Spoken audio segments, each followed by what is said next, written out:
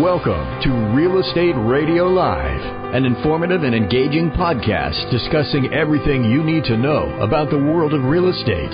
Your host, Joe Kuchera, provides you with insight and guidance on how to buy, sell, finance, and invest in real estate. He also offers real estate tax management strategies, new construction advice, home improvement tips, and much, much more. And now, to guide you around the world of real estate, here's your host and Real Estate Radio Live team leader, Joe Kuchera. Welcome in, Joe Kuchera with Real Estate Radio Live. Thank you for those that are following us on Facebook. We appreciate the continued support. We want to continue to grow the show as much as we can, and we want to just thank you for continue to follow the show, those that download the show. We're continuing to grow on a regular basis, and that's good. I hope we're doing something well. The focus has always been education and information, almost 8 years now, live radio and podcast, and we've also introduced a couple of new topics over the last couple of years. Those that are following the show, you know that Jack Russo has joined us, and the first year we did starting something new in Silicon Valley, really just A to Z, starting and building a business, and then now we're series is on growing your business, and there's different aspects to that, so we're going to continue that today in just a second. For more information, you can always go to RERL-1643-Growing. That's RERL-1643-Growing. We have Jack on the line, and I'll then bring Jack in first, and he'll tell us not only where he's calling from, and then he'll introduce our guest that's joining us today as well. Welcome in, Jack. Yeah, thank you. I'm calling in from the European Union. I've been at a conference here in Austria, so it's 9 hours ahead. It's midnight here. I'm in a very quiet library in a very quiet place using very significant technology that we use for the show, which is the Zoom system. I just used the audio so that the audio would be at the highest level because the video would just show my lovely tired face after some jet lag here. So, and I'm so happy that we have a great guest on because we're at the third essence. We've covered team in a couple of shows. We've covered technology in a couple of shows. We're going to start this show by talking about financing. It's a big topic. I'm sure we'll end up doing at least another show, maybe more. And eventually we'll get through all 7 essences of growth that include things that are very important, like customer demand and how scaling occurs and that what happens as competitors enter and what barriers to entry can be maintained and so on. And we'll get through all 7 essences. And we have on the line Russ Irwin, who was, and still I think to some degree does, although he may tell me that he's too rich and now he's totally retired, busy flying his jet plane around or something like that. He just got his pilot's license, I think. But welcome, Russ. Russ was the managing partner of Convergence, which was a very early stage and very successful venture capital firm. But I've known Russ now for years, decades, I think, and I know him very well. So, Russ, can you hear me, hopefully, from where you are? Because you're probably sitting having a margarita with a great view of the bay there, right? No margarita. It's not 5 o'clock yet in Sausalito. Okay. You sound good.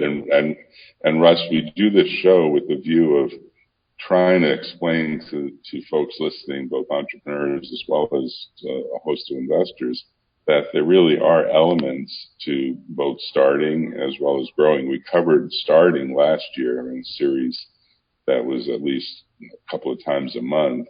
Now we're covering growing, and we're at this third essence. And sometimes I order the essences in a way that suggests that maybe getting customers first is more important than going out for financing. I think there's a certain duality to it where it's a horse race, where you're trying to gain customers on the one hand, and you're also trying to get financing that will help you put more feet on the street to getting those customers to happen, because you should have at this point a team that's executing on a technology that's produced a product that sort of is resulting in some revenue and some activities, although you might still be pre-revenue, and certainly you're going to be pre-profit. But before we get to all that, maybe you should tell the folks who are watching and listening in and a little bit about yourself and how you made your journey to become who you are and the venture capital role that you played, because my recollection is you actually started or maybe made your way through Apple as a person that was pretty senior at Apple Computers. So you had operating roles before you went out to venture capital, right? Yeah, although Apple came in kind of later, probably 20 years into my career.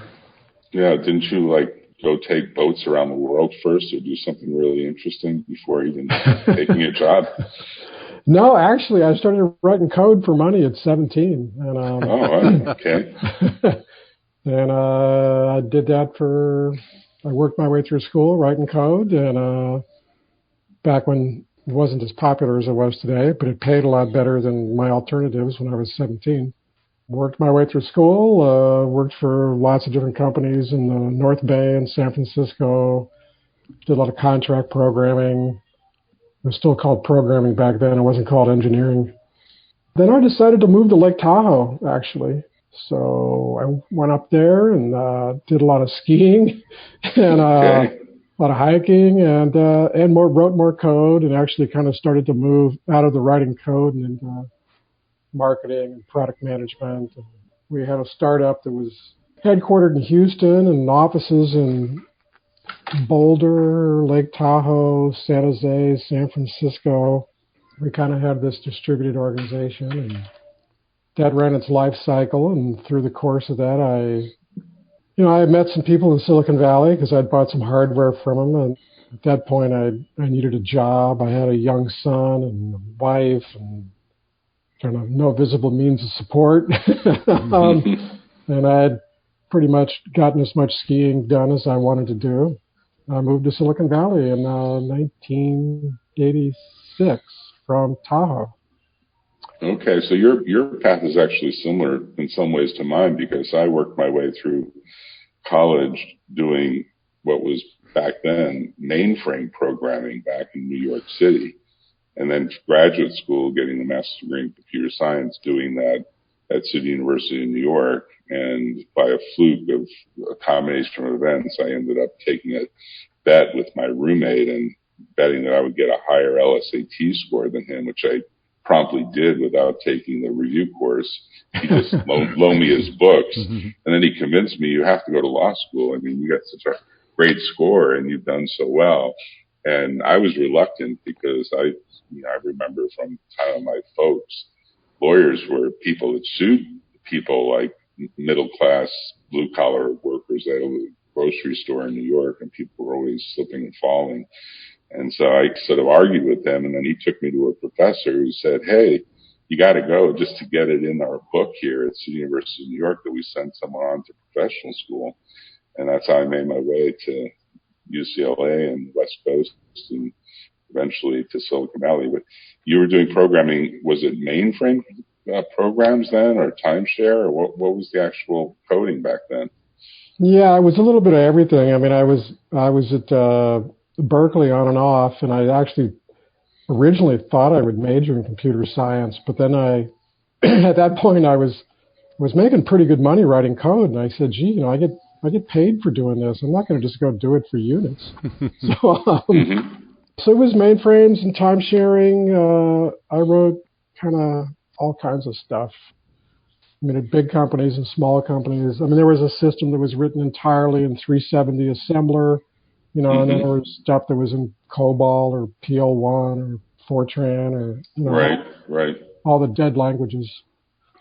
Yeah, it's interesting that a lot of the folks that we see now who get these demo products up and running with all this open source, they don't realize what we went through decades ago to get that code to work and debug. I mean, they get stuff done significantly faster and significantly lower costs, which is sort of one of the questions I have for you as when you became a VC eventually and started Convergence. You must have seen situations where people are like, we don't even need your money, because we see a lot of folks now that say we don't really need VC money per se.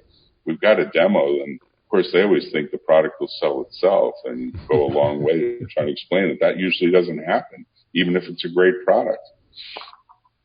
Yeah, that's really the essence of it. The product doesn't sell itself, and actually rarely does the best product even win.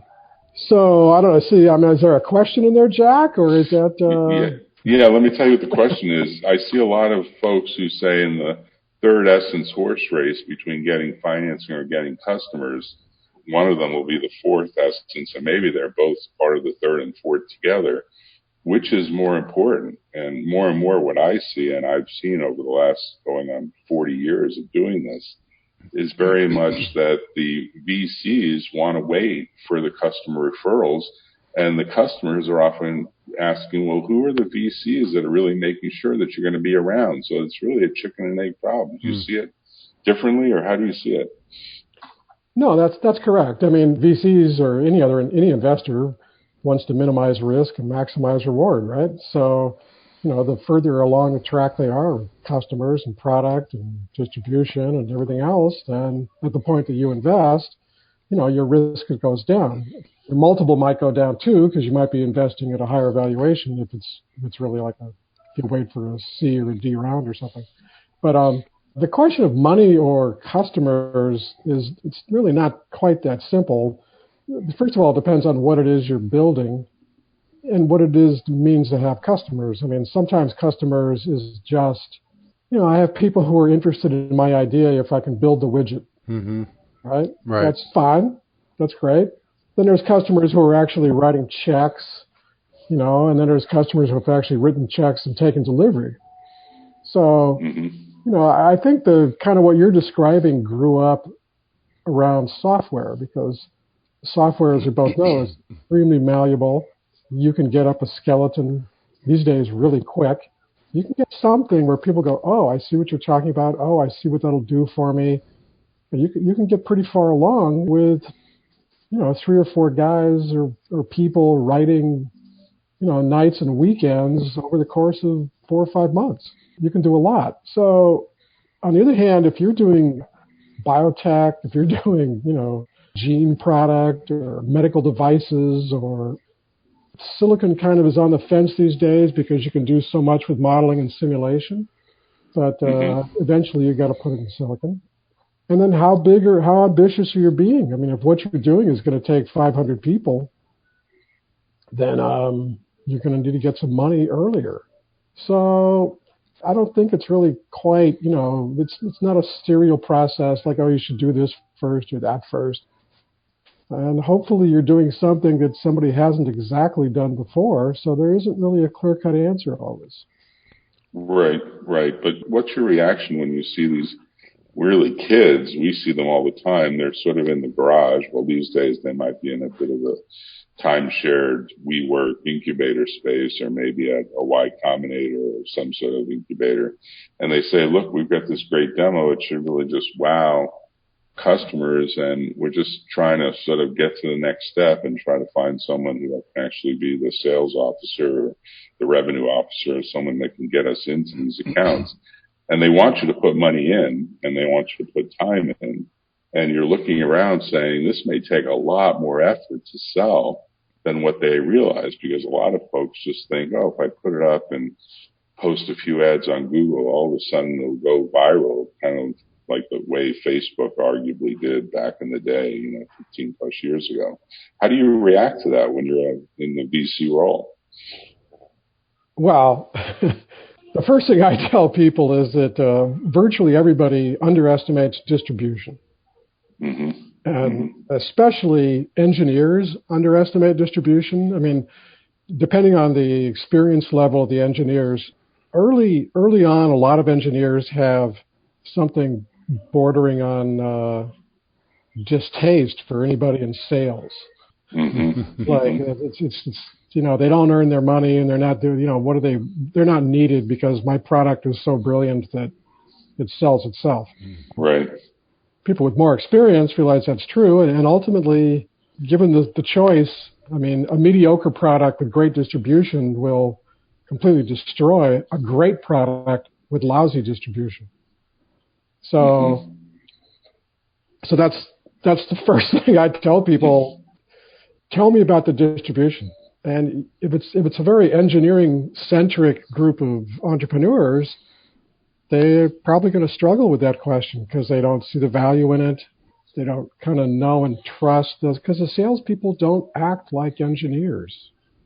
They don't always show up at the meeting on time, and they're a little little different approach to work and to the customer and to the whole enterprise than the engineers do. So, that's why, you had a segment on teams, and that's why you want to look at a balanced team. You want to see are there some people in the room who understand distribution, who understand marketing, who understand finance, in addition to engineering. And if there aren't, then you're looking at a really early stage deal with some people who are going to need to go find somebody to help them with distribution.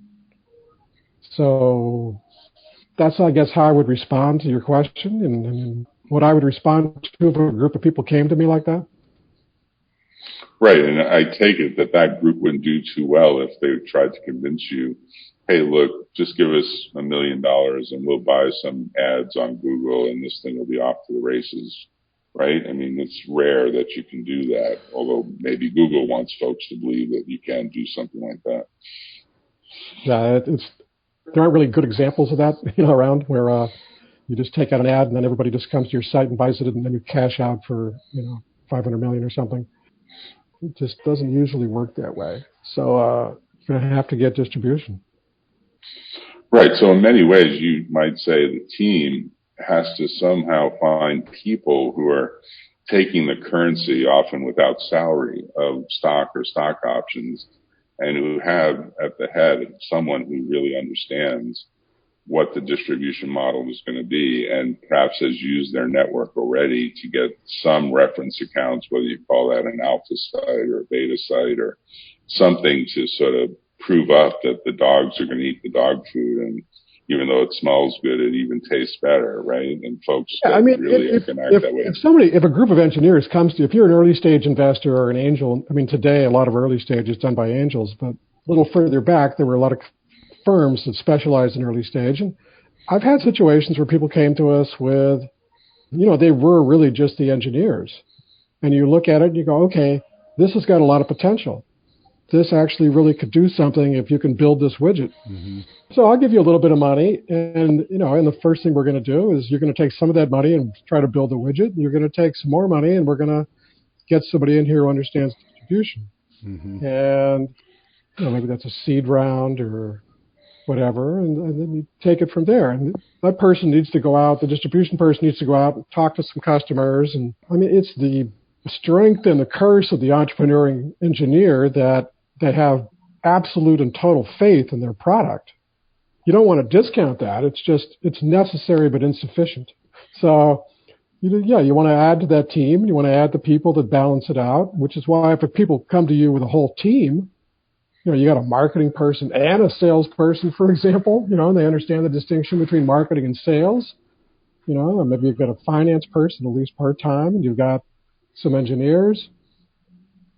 Now you're kind of starting to look like a balanced unit, and you'll start to temper each other. The sales and marketing guys will come back and say, well, this is really great, but, half the customers are saying it kind of needs to be more like this. Mm-hmm.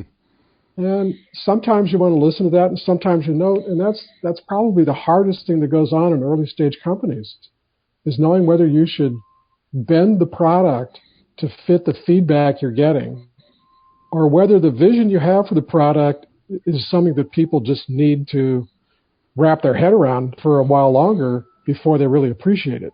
Hmm. And that's a tough problem. And that's a problem that pretty much every startup goes through.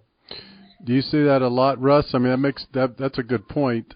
The difference between customer acceptance, or maybe they're just not ready, or so the company has to make a decision. Do we stay the course with this widget the way it is, knowing that even though customers aren't quite getting it, they're going to need to get it because of A, B, and C, or do you adjust to the customer's needs? That's interesting. Yeah. That is one of the toughest problems in every early stage company.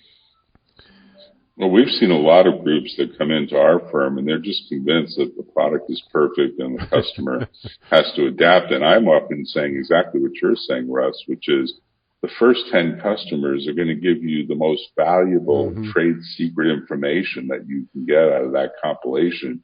You better take advantage of that in some way that produces the next 10 and perhaps the next 10 and the next 10 beyond that. Because if you make that first 10 happy, each of those 10 may introduce you to 10 others, because people want you to succeed. I think one of the magics of Silicon Valley, and one of the things we've been expressing in this series, is Silicon Valley unique? It can't be reproduced in all these different places around the United States, like Silicon Beach in LA and Silicon Slopes in Utah and so on?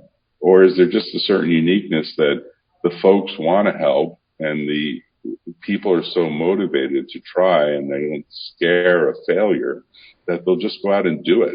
And they'll make the adaptations and they'll make things happen. And of course, they work ungodly hours and want to push the envelope as hard and as fast as possible. And you don't necessarily get that combination of people at the team level in other places. Is that what you see generally, or what have you seen in terms of, you've been in the Valley now for a while, how have you seen things change and where do you think it's going? Well, the Valley's changed a lot. There were kind of a few questions floating around in there. Right, right. So, I mean, how the Valley's changing, I used to put everybody in the Valley kind of on a spectrum. And one end of the spectrum was people were just really excited about inventing the future. And at the other end of the spectrum, people just wanted to make money. Pure and simple. And early on, you know, it was much more to the invent the future. That was exciting to people. And I can remember talking to engineers 25 years ago, and they'd come to me and say, this is before it was a venture capitalist even, and they'd say, hey, you know, I got this offer at this startup, and they're going to give me 5,000 shares. You know, what do you think I should do? Should I do it? And then I introduced them to the denominator. And I said, you know, 5,000 shares out of 50,000 or out of 5 billion, you know, and they look at me with that kind of, I used to call it the RCA dog look. You remember that logo? Yeah. Twist your head and look at you like, what are you talking about? And that ended.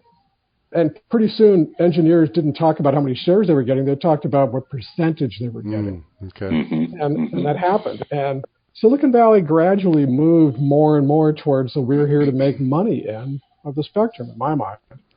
You know, arguably to a fault in some areas. But what's really exciting about Silicon Valley is the idea, and I think what gets people to go to work in the morning, or still gets a lot of people to go to work in the morning, is the sense that I am inventing the future. You know, we used to, when I was at Apple, we actually we created this whole spoof video, which was we ran at a big company meeting that talked about Cupertino being the center of the known universe. And in some ways, Silicon Valley is the center of innovation in the world. And it's not quite as much the center as everyone would like to think, but it still is. And that's still kind of what's most exciting. That was the thing that was most exciting about being a VC. And I think that's what's exciting for a lot of people is I'm making something new here.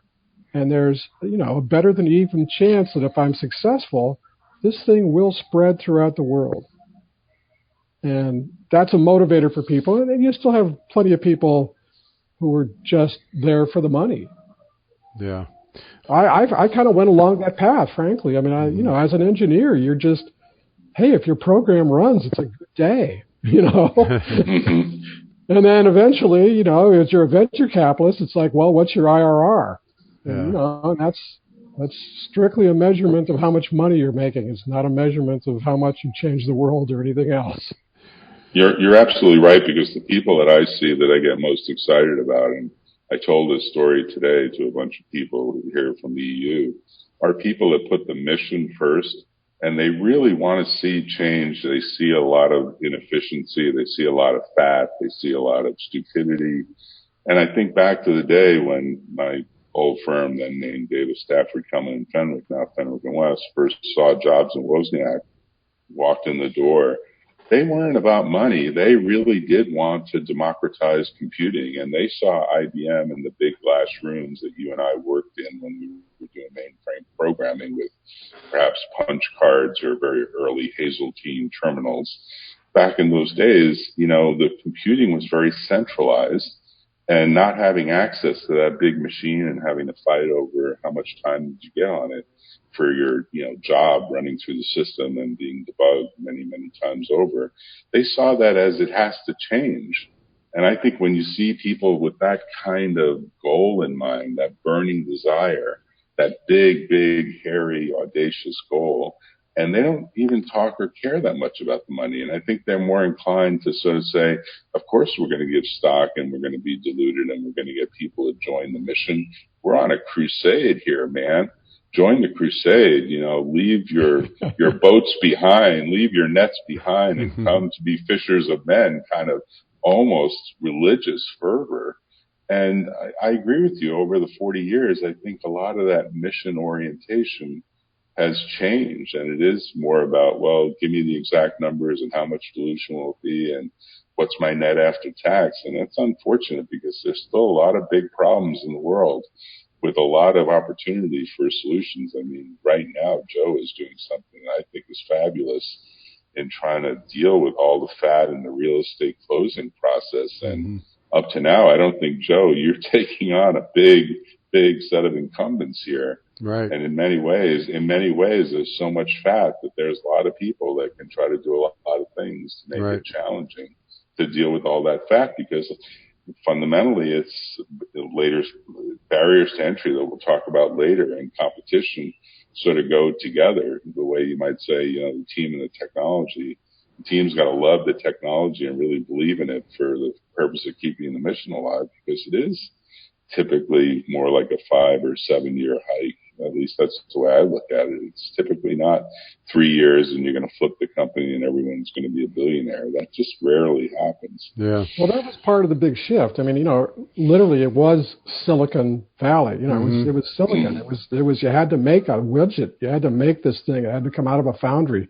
And, then the big shift was, you don't have to make a widget. You just have to make a new business model.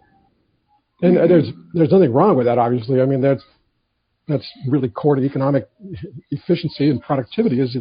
We can change this model around. We can drive out some fat. We can take a slice of it for ourselves and build a company. But the technology component of that is relatively light, right? Russ, we got just a couple minutes left, and I want to interject here in terms of we have the listeners that are looking to, they're growing. Let's say they're growing their business already. They've got it going, or they're looking for second stage, seed or A, or is it the profile of the combination of the team, the entrepreneur, and also the venture capital group that looks at things differently? There's probably no company the same. I guess my point is, if someone's listening to this and they think, okay, what's the magic bullet? What do I need? Do I need to walk in with the team, the concept, the product already established, or can I say, look at this widget, look what we're going to do, and can you help me build the team? Are all those different facets? It depends on what you see and what the propensity is for the investment. Give us an idea, if the entrepreneur listens to this, kind of what they could expect if they're getting ready to pitch. Yeah, so first and foremost, you need to be able to say in about 3 or 4 simple sentences what your company is going to do. Got it. And you can't believe how many presentations I sat through. And 20 minutes in presentation, I literally don't know what the company does. No, and that was just horrible, right? Yeah, it's a good point. And sometimes they can tell you what the company's going to do, and they kind of have that. They can express that, and then you ask this really simple question: well, how are you going to make money doing that? Right. And again, there's not a clear-cut answer. Yeah. And so the best way to raise money is to walk in, know what you're doing, really be able to express it simply. If you can't put it into 3 or 4 sentences, which are obviously true to anyone who listens to them, then you're not ready yet. It's like when I was first in college, and somebody said write a 20-page paper, and you're like, oh my God, how am I going to do that, right? Right. And then it became, after you get good at writing, it becomes somebody says, okay, I want a 2-page paper. Yeah, right. Like, oh, that's a lot harder. Well, that's what a VC pitch is. A VC pitch, starts with the elevator pitch and it goes on from there. You need to have that. You need to know what you're doing so clearly that you can get it out in 5 minutes and say, any questions? Yeah. Or even less than that. I would say the time is it's shrinking down to maybe you get a sentence or 2, and it's got to resonate. So you've got to polish it in a way that you might say that a political campaign polishes the message. You know, make America great again. As much as it gets criticized, it really does resonate for probably half of the U.S. population. You know, those 4 words say a lot. And ultimately, I'm not a Trump supporter here, but I would say whoever he had that built those 4 words and got them on a red cap really did start a messaging that to this day he still is relying on. And I look at a lot of Democratic candidates, not to go down this rat hole, but I see, Russ and I, down that rat hole, Jack. Russ and I talk about this all the time because we say, gosh, the messaging of this, what is it now, 26 different candidates? Yeah. There's no message. There's nothing there that you can't, nothing resonates. You keep begging for, someone's got to pick the ball up. And I think I say that often to people. You can pick a big brand or you can pick a great brand and hopefully it doesn't violate someone's trademark rights and the team can get it right. But you really have to have the byline. It's a little bit like a computer log group. We say, we help get the group, get the team and the technology out of the garage. Those words resonate. It's like, okay, there's a lot to that. But a lot of folks that are building a company and a brand, they don't necessarily get that you have to have that sentence or 2. I'm not even sure you get 3 or 4 anymore, Russ. You're patient. You're probably more patient than most people I see, or most people that standard VC pitch you kind of had a half hour. So, and the thing for the team to recognize is maybe even you get an hour, okay? But never plan to use more than half of that time. Yeah, I tell you, Russ, no, it's very true. And Jack and I have been through this, and he's been a big help. And one of the things for an entrepreneur, I'll say we're going through it myself, one of the best things you could do is refine, meet with people, understand. Because over the period of time, it got to the point where, you know, they said, you got 4 minutes, and they had you on the clock. And that's and honestly, that's the best thing anybody could do because it really forces you to get granular quick and get your message out quick as you can and articulate it, the value proposition without rumbling along. So that's number 1 for entrepreneurs. Yeah. Okay. Know what you're doing and be able to articulate it clearly and be able to explain how that will make money. Well, Jack, right after that will come, somewhere in there, then will come distribution. Okay, that's great. How are you going to get this to people? Right. Well, just a couple minutes to go, Jack. How you want to close us out and wrap us up here? Well, I would say we're at the third essence, and we're talking about it as financing, but keep in mind that to pitch for the financing means you've captured even more of the essences in many ways. You're proving up, you're theorizing a form of customer demand that you better have some evidentiary support for. And I tell you, people don't realize you can get that evidentiary support even by simple things like doing focus groups with people using the prototype, because those focus groups will have different customer segments, and that feedback will tell you, yes, this will sell for this class of customer. It just won't sell to my mom who's 89 years old and doesn't really want to use YouTube and doesn't really understand how the internet works. What you want to hear from those customers or those focus groups or whatever is not so much that they're going to buy it. I mean, you do want the willingness to buy it. Want to know that it's solving somebody's problem. Okay. So what's the problem we're solving here and why is this going to solve it? Okay, now we can go find some people with that problem and we can, vet this and do our diligence and whatnot. So what problem are you solving? And a lot of times, especially a group of engineers, they're not solving a problem. They just have a really whizzy technology. That's a good point. I guess the other, on top of that, Russ, and not to get really to split hairs here, but in some cases, is it a big enough problem? In other words, there are problems, but is the problem big enough to make money and have enough people accept it, et cetera, right? Oh, yeah, no, that's absolutely correct. I mean, the rule of thumb used to be, well, it's got to be able to be at least $1 billion business. Obviously, it's kind of moved on a bit from that. But, if you're solving a problem that it turns out that 10,000 people have, unless those people are willing to spend an awful lot of money, that's great. I'm glad you have a solution and have a great day. But you're not going to go raise a few $100 million. All right, Jack. I'm still here. I got bounced off because Zoom technology okay. failed us here for a minute. But it can't. I have to give it credit. It comes up back on automatically without pressing any buttons. So kudos to the folks at Zoom.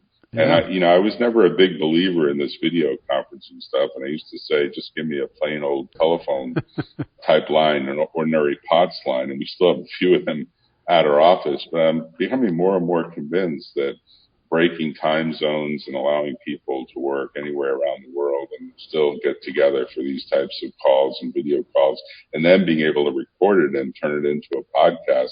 It's just an amazing technology at an exceptionally low cost. So they've kind of cracked the code here, and I give them a lot of credit. And I'm sure it took a lot of work to get to where they're at as a company. But in general, Russ, thanks for spending your time with us. I'm sure we'll have you back as we go through the rest of these essences with the view of coming up with the magic statement of how should teams with their technology get their financing and prove out that they can repeat the customer journey that they will have started just as they get further development of the product along. And then we're going to hit this whole question about scaling and protecting and then dealing with the direct competition that may play out from some really big players like Facebook and Apple and a host of others that are out there with great brands and obviously huge financial positions. So thanks for coming, Russ. Really appreciate it. Yeah, sure. You're welcome. And thank you, Joe. And best of luck with I understand you're working on a venture, Joe. And yeah, I'd real love estate industry is certainly ripe for improvement. It is. I'd love to hear your feedback or get your feedback on it as well. Russ, are you officially retired? I don't want to give information out. Are you still doing some venture stuff, or are you pretty much retired and enjoying the good life now? No, I literally sailed away 11 years ago. but you physically sailed away. I came back 5 years later, But you traded in your yacht for some super jet that I'm waiting to get on once you get the 5G internet to work. Yeah. But I love looking at business models and business plans. So I'm happy to sit down with you sometime if you like. Yeah, I'd love to do that. Let's plan that over a beer because Russ is just so capable of seeing immediately where the gaps are and coming up with brilliant ideas. I mean, that's what you get from both being an entrepreneur himself as well as part of startup teams as well as part of the venture capital firm. So it's a huge plus factor to have someone be able to do all those things and do them so well. So thanks, Russ.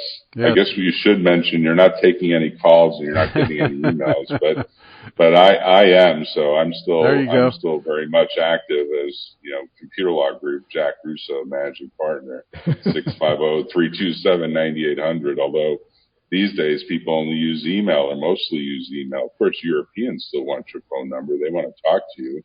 But it's pretty much an email-centric world, particularly in Silicon Valley. So it's jrusso@computerlaw.com. And thanks for allowing me to do this in the times I'm in here. I appreciate both Russ and you, Joe, putting up with the connectivity issues. No, it's great. Internet is not perfect here, but it's probably better than most other countries in the EU. Well, it's not perfect, but I'll tell you what, considering across the country and linking some people together, I think the audio is pretty good, and we're going to get a good message across. So, yeah, thanks, Jack. Enjoy the rest of your trip. And, Russ, thanks again for your time. It was very valuable. We appreciate it very much. Good. Great. Look forward to seeing you guys next week. Talk to you later. Bye-bye. Okay. Take care. Bye-bye. This is Joe Kuchera with Real Estate Radio Live. Thanks again for tuning in. Great show. Again, this is the series of Growing Your Business with Jack Russo. For more information, you can go to RERL-1643-Growing. That's RERL-1643-Growing.com. Take care. Have a great afternoon. You've been listening to Real Estate Radio Live. For more information on today's program, visit RERadiolive.com. That's RERadiolive.com. Subscribe to our podcast. Discover more at RERadiolive.com.